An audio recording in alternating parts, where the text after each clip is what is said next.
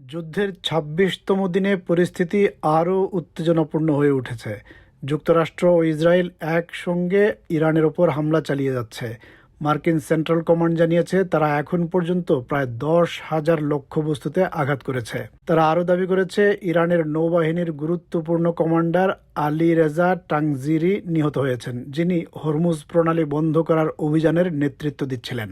এই পরিস্থিতির মধ্যেই ডোনাল্ড ট্রাম্প বলেছেন ইরান নাকি একটি চুক্তির জন্য আগ্রহী। তিনি ইরানকে সতর্ক করে দেন, যদি তারা যুক্তরাষ্ট্রের শান্তি পরিকল্পনা না মানে তাহলে যুক্তরাষ্ট্র তাদের জন্য সবচেয়ে ভয়ঙ্কর দুঃস্বপ্ন হয়ে উঠবে। তিনি আরও বলেন, ইরানের সামনে সুযোগ আছে তাদের পারমাণবিক কর্মসূচি স্থায়ীভাবে বন্ধ করে নতুন পথে এগোনোর। তবে ইরান এসব দাবি অস্বীকার করেছে এবং জানিয়েছে তারা নিজেদের শর্ত পূরণ হলেই যুদ্ধ শেষ করবে।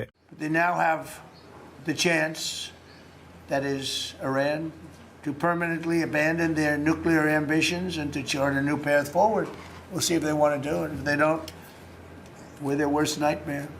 In the meantime, we'll just keep blowing them away, unimpeded, unstopped.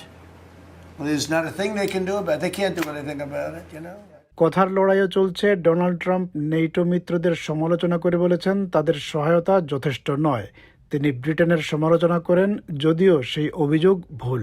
The UK say that we'll send, this is 3 weeks ago, we'll send our aircraft carriers, which aren't the best aircraft carriers, by the way.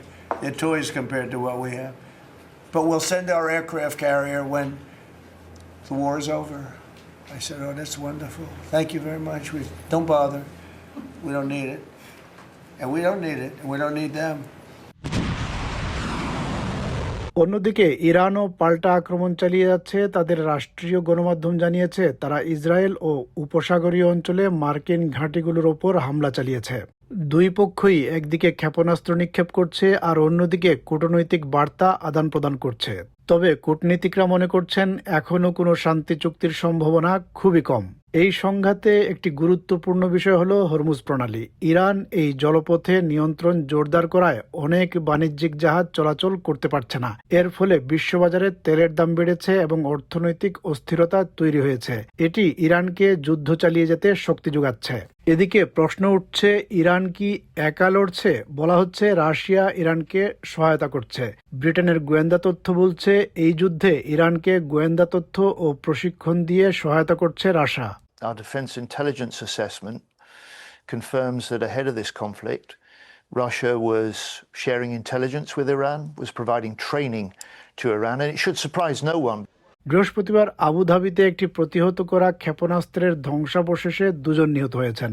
Israel defence force জানিয়েছে তারা দক্ষিণ ইরানের বন্দর আব্বাসে হামলা চালিয়ে ইরানের নৌবাহিনীর গুরুত্বপূর্ণ কমান্ডার আলী রেজাকে হত্যা করেছে।